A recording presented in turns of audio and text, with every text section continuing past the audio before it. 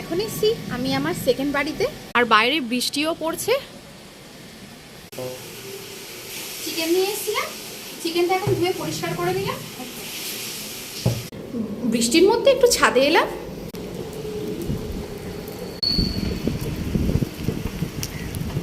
এখন সন্ধেবেলা 6টা বাজে।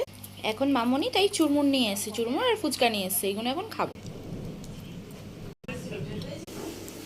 এইটা আমাদের ঝুম্পু সোনা, হাই কই দাও, হাই করো।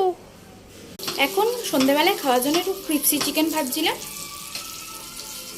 এখানে অলরেডি এতগুলো ভাজা হয়ে গেছে। এখানে অলমোস্ট চিকেন কষাটা প্রায় রেডি হয়ে এসছে।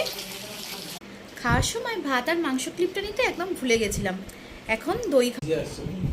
এখন দই খাবো, এটাই দেখিয়ে দিলাম তাই। হ্যাঁ ঠিক আছে, টাটা টাটা। হ্যাঁ হ্যাঁ ঠিক আছে। তারপর